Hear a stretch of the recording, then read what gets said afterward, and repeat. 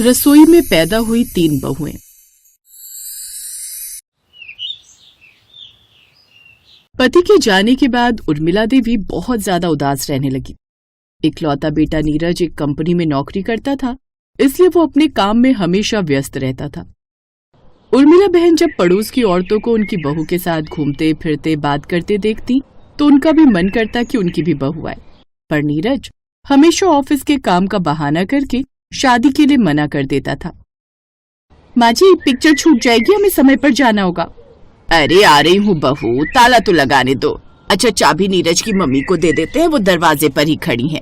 नीरज की मम्मी, हमारी घर की चाबी रख लो, सुशील और उसके पापा आएंगे तो आप दे देना। हाँ हाँ दे दूंगी। कहीं जा रहे हो दोनों? हाँ, पिक्चर देखने जा रही हूँ, बहू ने टिकट बुक करा दी है। वैसे तुमने तो कहीं नहीं जाना ना? नहीं नहीं, मैंने तो कहीं नहीं जाना। उर्मिला का चेहरा उतर गया। शाम को जब नीरज ऑफिस से घर लौटा तो उर्मिला ने नीरज से ठीक से बात नहीं की। रसोई में खाना बनाकर रख दिया है, अपने आप डालकर खा लेना, मुझे नींद आ रही है, मैं सोने जा रही हूँ। क्या हुआ माँ? हमेशा तो तुम ही मुझे खाना डालकर देती हो। तबीयत ठीक नहीं है क्या? बुखार तो नहीं लग रहा है? कुछ हुआ है क्या? तुम्हारा मूड ठीक नहीं लग रहा है। तुझे मेरी चिंता करने की कोई जरूरत नहीं। मैं पूरा दिन घर में अकेली पड़ी रहती हूँ और ऐसे ही एक दिन चुपचाप ऊपर चली जाऊंगी। माँ, कैसी बातें करती हो? अपने मुंह से ऐसी बातें मत निकाला करो। आपके सिवा मेरा दुनिया में है ही कौन? यही तो मैं चाहती हूँ कि मेरे सिवा भी तेरी देखभाल करने वाला कोई हो।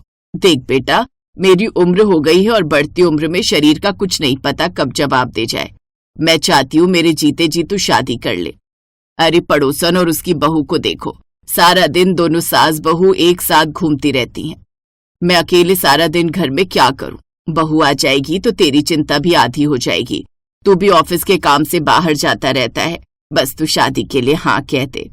ठीक है माँ, हम कल इस बारे में बात करेंगे। अभी तो अपने हाथों से खाना खिला दो। जब तक तुम अपने हाथों से मुझे खाना नहीं देती हो, मुझे भूख ही नहीं लगती है। और फिर अगले दिन नीरज ऑफिस चला जाता है। शादी वाली बात बीच में ही रह जाती है। दोपहर को उर्मिला सब्जी लेने के लिए बाजार चली जाती है, पर रास्ते भर उर्मिला नीरज की शादी के बारे में ही सोचती रही। सब्जी लेकर जब उर्मिला घर लौटी तो उसने देखा नीरज आज जल्दी आ गया था। अरे नीरज बेटा, आज तू जल्दी आ गया? हाँ माँ, वो मैंने कुछ दिनों के लिए अपना काम वर्क फ्रॉम होम ले लिया है। तुम कहती हो ना कि तुम अकेले बोर हो जाती हो, तो अब तुम अकेले उदास नहीं होगी, क्योंकि अगले कुछ दिनों तक मैं घर से ही काम करूंगा। मतलब तू शादी नहीं करेगा? बात तो वही आ गई ना कि तूने मेरी बात नहीं मानी। मुझे बहू चाहिए नीरज, तू समझ क्यों नहीं रहा? मुझे तेरी शादी करवानी है। उर्मिला गुस्से में सब्जियों का थैला लेकर रसोई में आ जाती है और सब्जियां थैले में से निकालते हुए खुद से ही बातें करने लगती है। जेठानी जी को भी देख लो, 3 बेटों की शादियां कर दी, 3 बहुओं का सुख उठा रही हैं जेठानी जी। वैसे कितने मजे आते होंगे जेठानी जी को। तभी भिंडी निकालते हुए उर्मिला के हाथ में चिपकी हुई 3 भिंडी आ जाती है। अरे ये 3 भिंडियां एक साथ आपस में चिपकी हुई क्यों हैं? इन्हें अलग अलग कर देती हूँ। उर्मिला ने तीनों भिंडियों को जैसे ही तोड़कर अलग किया, पूरी रसोई में एक चमकदार रोशनी फैल गई और तीनों भिंडियां 3 सुंदर औरतों में बदल गईं। उर्मिला घबरा गई। कौन हो तुम तीनों और यहाँ रसोई में कैसे आई? माँ जी, हम तीनों आपकी बहुएं हैं, जो आपकी मदद से रसोई में पैदा हुई हैं। मेरा नाम सुजाता है। और मैं आपकी दूसरी बहू वर्षा। और मैं आपकी तीसरी बहू कोमल। अरे ऐसे कैसे तुम तीनों मेरी बहुएं बन सकती हो? माँ जी, हम चिपकी हुई 3 भिंडियां न जाने कब से सब्जी बाजार में भटक रही हैं, पर कोई भी हमें खरीदने को तैयार नहीं हो रहा था। सब भिंडी छांटते हुए हमें साइड कर देते थे, पर आज सब्जी वाले ने छुपकर आपके थैले में हमें डाल दिया। सच तो यह है कि हम तीनों जादुई बहनें हैं। हम तीनों बहनें कुछ समय पहले पृथ्वीलोक पर घूम रही थी। एक दिन एक साधु बाबा अपनी कुटिया में भोजन बना रहे थे। हमें मजाक सूझा और हमने सारी भिंडियों को चिपका दिया। तब क्रोधित होकर साधु बाबा ने हम तीनों बहनों को 3 भिंडियों के रूप में चिपक जाने को कहा। फिर हम रोने लगे। तब वो बोले कि जब तक कोई तुम तीनों को स्वयं से अलग नहीं करेगा, तब तक हम अपने रूप में नहीं आएंगे। और उन्होंने कहा था कि अपने रूप में आने के बाद हमें 1 वर्ष तक किसी की सेवा करनी होगी, तभी हम जादुई लोक वापस जा सकते हैं। माँ जी, आपकी वजह से हम तीनों को अपना रूप वापस मिला है, इसलिए अगले 1 साल तक हम तीनों आपकी बहुएं बनकर आपकी सेवा करेंगी। हमें प्लीज अपनी सेवा करने दीजिए। और वैसे भी आपका बेटा तो अभी कुंवारा है, आपको तो 3 बहुओं का सुख मिलेगा।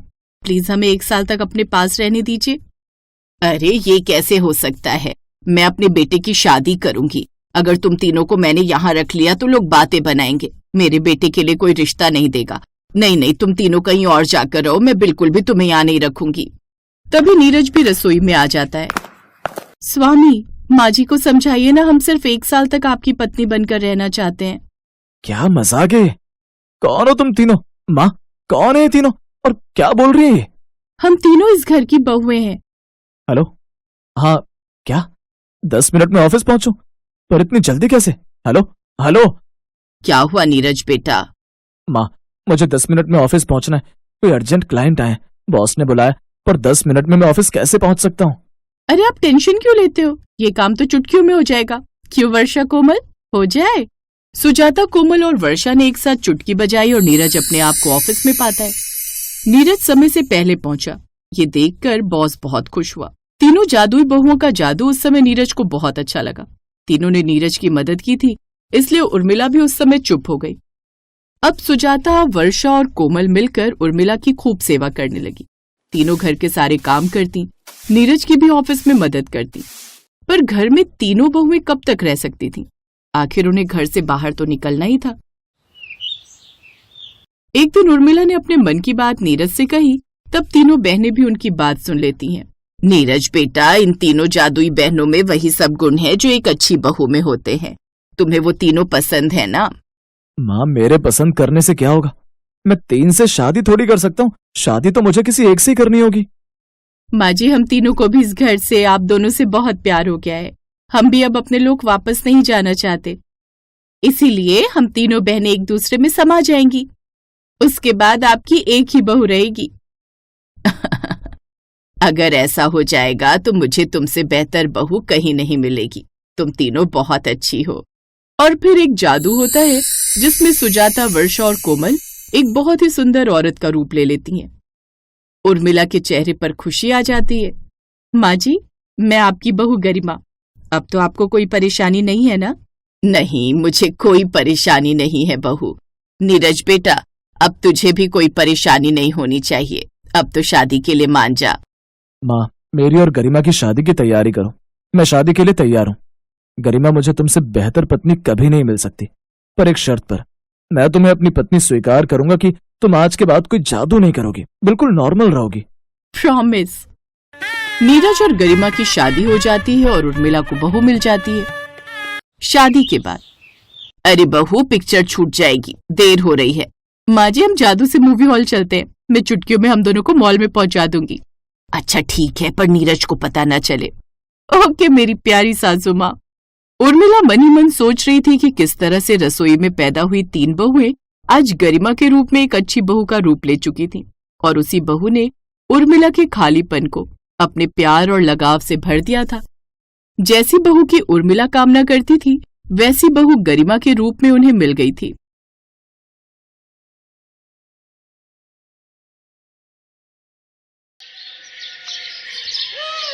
ओ गॉड, यहाँ तो पूरा श्रिंक भरा पड़ा है गंदे बर्तनों से। सब बर्तन जूठे पड़े हैं। अब मैं खाना कैसे बनाऊं? ये मेरी देवरानी दिव्या भी ना एक नंबर की आलसी है। सुबह जब शीला बर्तन धोकर जाती है तब तो सबके लिए नाश्ता बना लेती है, लेकिन जब शाम को यहाँ बर्तनों का पहाड़ इकट्ठा होता है तो वो महारानी अपने कमरे में चूहे की तरह डूबकर बैठ जाती है। अभी बताती हूँ मैं इसे। दिव्या, अरे ओ दिव्या, कहाँ है? क्या हुआ जेठानी जी? मुझे बिग बॉस देखना है। अरे मुझे यहाँ सबके लिए रात का खाना बनाना है, लेकिन यहाँ तो बर्तनों का ढेर लगा हुआ है, और तू महारानी है कि जिसे अपना बिग बॉस देखना है। चल पहले जल्दी से सारे बर्तन धो। हैं? क्या मैं बर्तन धो? ना बाबा ना, मैंने आज ही मैनिक्योर करवाया है, फिर उसके पैसे वेस्ट चले जाएंगे।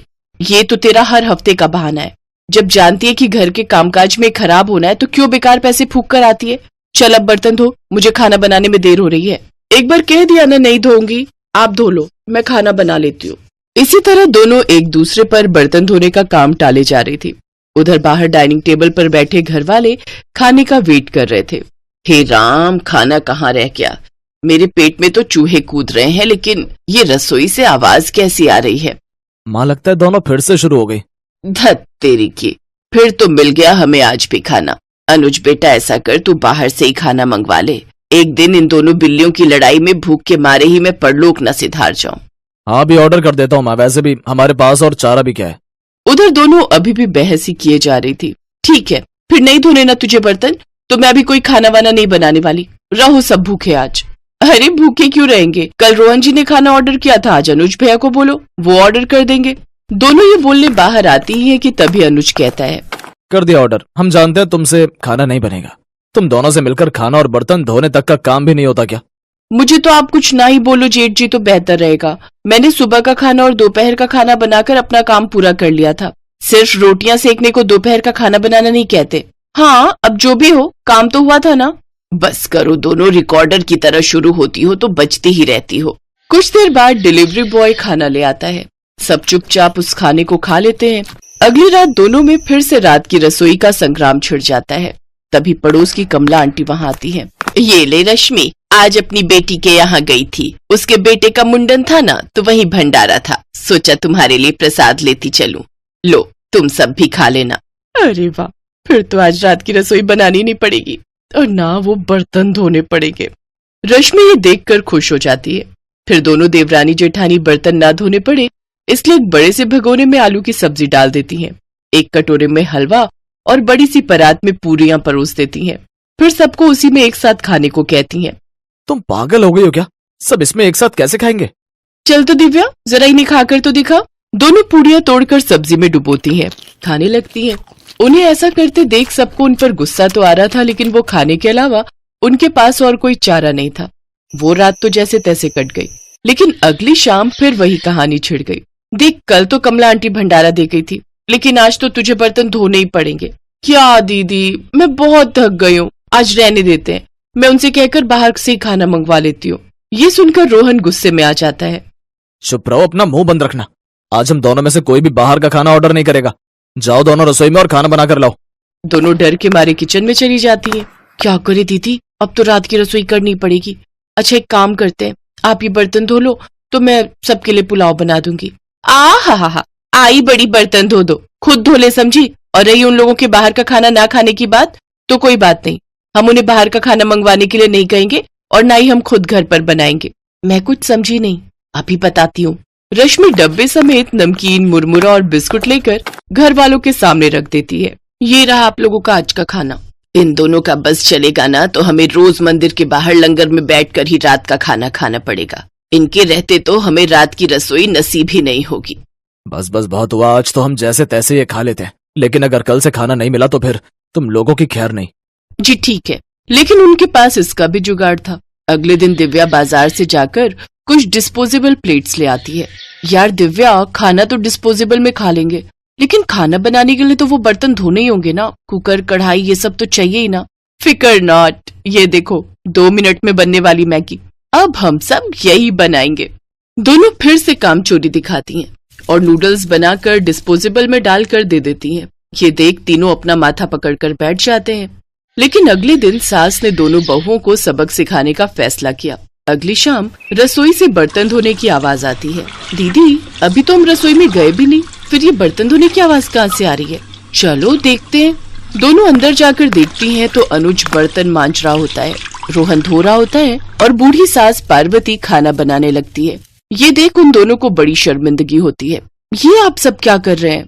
बहू, अब तुम दोनों से तो ना बर्तन धुलते हैं ना खाना बनता है, तो हमने सोचा हम खुद ही ये काम कर लेते हैं ताकि हमें रात की रसोई खाना तो नसीब हो। तुम दोनों जाओ और आराम करो। नहीं माँ जी, हमें माफ कर दीजिए, हमारी रहते आपको ये सब काम करना पड़ रहा है। हाँ माँ जी, हमसे भूल हो गई, हमें अपनी गलती का एहसास हो चुका है। अब से आपको कभी शिकायत का मौका नहीं देंगे। हमारे रहते हमारे पतियों को जूठे बर्तन और माँ जी आपको खाना बनाना पड़ रहा है। नहीं नहीं नहीं, आप सब बाहर जाइए, हम 1 घंटे में खाना बनाकर लाते हैं। अच्छा ठीक है, तुम कहती हो तो रहने देते हैं। चलो बेटा। माँ और बेटे बाहर आकर खूब हंसते हैं और एक दूसरे को आंख मारकर कहते हैं, मिशन सक्सेसफुल।